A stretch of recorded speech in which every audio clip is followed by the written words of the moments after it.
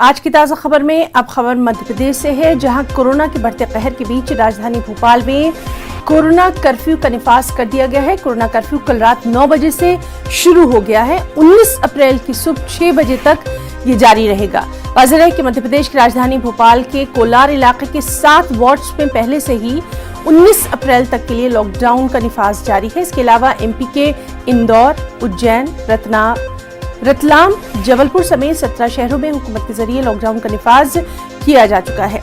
मध्य प्रदेश के वजीर बराए मेडिकल एजुकेशन विश्वास सारंग ने कोरोना कर्फ्यू के निफाज का ऐलान किया। कोरोना कर्फ्यू में दफातर तो खुले रहेंगे, लेकिन दफ्तरों में तीसरे और चौथे दर्जे के मुलाजमीन की हाजिरी 25% होगी, जबकि अव्वल और दोयम दर्जे के मुलाजमीन की हाजिरी 7% होगी।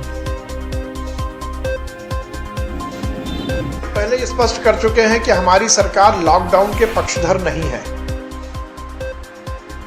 पर जिस प्रकार से भोपाल में लगातार जनता की ओर से सामाजिक संगठनों, धार्मिक संगठनों और व्यावसायिक संगठनों की ओर से लगातार ये मांग हो रही थी कि बढ़ते हुए कोरोना संकट को लेकर कहीं ना कहीं कुछ प्रतिबंधात्मक कार्रवाई हो, तो उसको लेकर आज भोपाल की क्राइसिस मैनेजमेंट ग्रुप की बैठक हुई और उसमें जिस प्रकार से भोपाल की जनता की मांग, भोपाल के सामाजिक, धार्मिक और व्यावसायिक संगठनों की मांग के अनुसार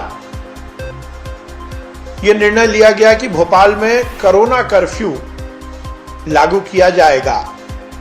कोरोना कर्फ्यू का मतलब है कि रोजमर्रा की जो चीजों की गतिविधियां हैं वो चालू रहेंगी। कल 12 तारीख से लेकर और 19 तारीख की सुबह 6 बजे तक कोरोना कर्फ्यू लगाया जाएगा। मध्य प्रदेश में कोरोना का कहर